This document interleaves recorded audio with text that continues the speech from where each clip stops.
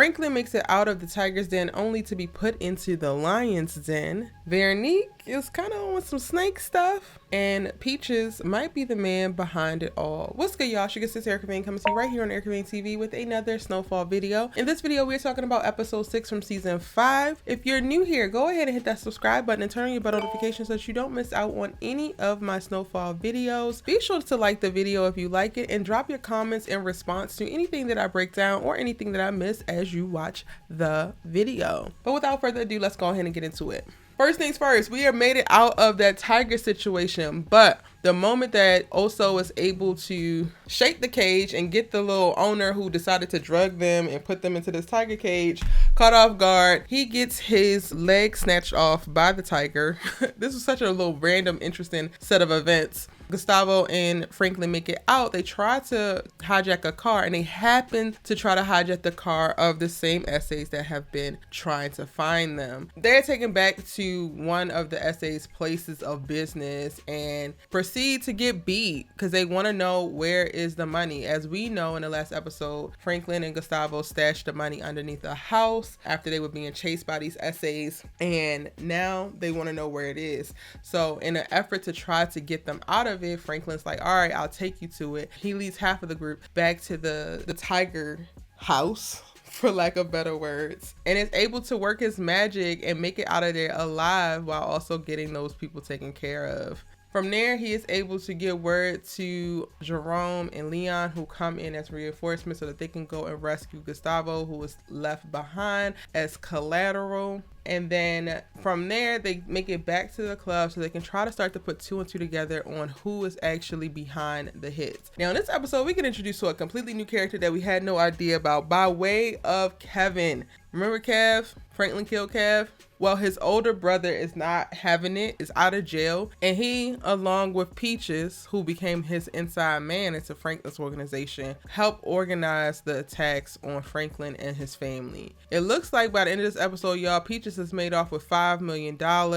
Franklin and Leon actually go to meet up with Kevin's brother, Kane, who looks like somebody that you do not want to mess with. And I ain't gonna hold you, y'all, he hot as hell.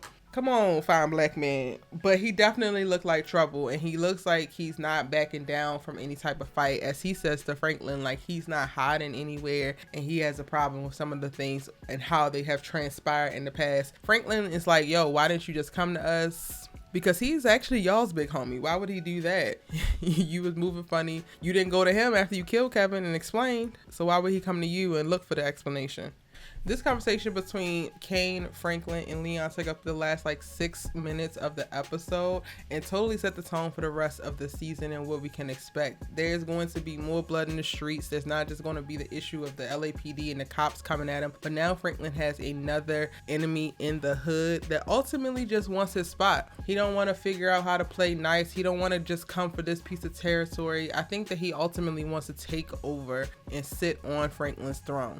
And he might be just the person to give Franklin a run for his money to do it. Now, on the personal side of things, Veronique decides to leave Franklin in this episode. And I really got to go back and rewatch it because it's not necessarily clear on her reasons aside from she wants to be saved. Meanwhile, she knows how to break down a gun and all of the other little things that we have seen from her in the season thus far. Everything about her reads snake to me. And I don't know if it's just because we automatically are desensitized to, specifically when it comes to Franklin and his romantic situations, the women that he get involved with wind up not being good for him, wind up being a problem. So I don't know if I'm automatically being like, okay, we can't trust her because of that, or if this is really giving snake vibes, like she's moving really, really funny. For her to leave, like when she left the club and said she was going home, she didn't leave any inkling that she felt unsafe, that she felt unheard, any of those things. So the fact that she said nothing to Franklin and let him come into a house where she wasn't there, knowing full well that she had planned on not being there and didn't talk to him about it beforehand, all of it just feels like something is off. Something is really, really off. Where in the hell did Veronique come from? Why is she so comfortable with Franklin when it comes to all the drug stuff that he has going on? And I know that she makes a comment about Teddy and him being a problem in the CIA and when they're done with him, yada, yada, yada, yada. But all of that feels like very, very convenient excuses for whatever her ultimate agenda is.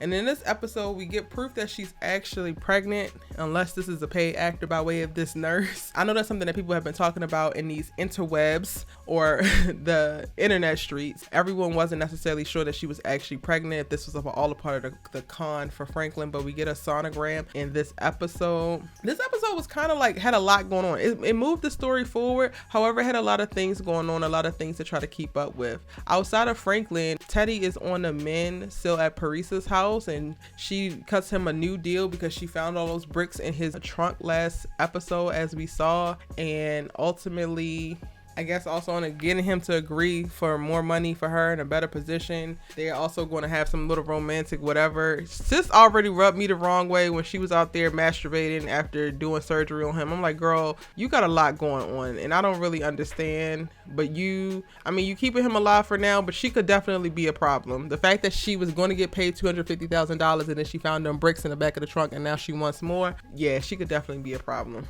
Aside from that, y'all, we have little conversations in this episode. So we get conversations between Cissy and Veronique talking about safety and all that's going on, and they definitely are going to get to a place of seeing eye to eye. I could totally see when in going into this next phase of Veronique creating distance between her and Franklin, of Veronique actually getting closer to Cissy and more distant from Franklin. I think that the shooting is also going to make Cissy take action more because she's going to be worried about actually losing Franklin, like having him killed. So she's going to probably take the bug and start to move that whole plan along that she has to try to get Teddy, because she definitely is going to feel like she's up against a clock. She already knows that their empire is not going to last, but she's going to think after all of this, them being shot at, Franklin being captured, all of those things, that she's on a lot shorter of a timetable than she originally was. So I could totally see her next episode making a rash decision and potentially taking this microphone and bugging Franklin like her connect asked. Aside from that, my favorite part of this whole episode was how Oso and Franklin got to get further connected in this episode and really realize that they both had each other's back. I think that Franklin is going to need this. Like, outside of his family, he's definitely going to need people that he can count on, and he cannot count on Teddy anymore. So having Gustavo there and them having this very mutual understanding and support of one another, I'm very excited to see it, especially now that Franklin is going to be going to war with Kane within his community. They don't necessarily know what's going on with Teddy, and further other little tensions that have been occurring. We don't know if the essays are going to try to come back. They did leave a few of them alive. So yeah, that was my favorite part of the entire episode. The random tiger getting out, I don't understand, but it is what it is. It's TV. That's my breakdown, y'all. Let me know what you think in the comment section down below. How did you feel about the episode? What are your thoughts, theories, and predictions for the next episode? Let's keep the conversation going, and I will see you in my next video.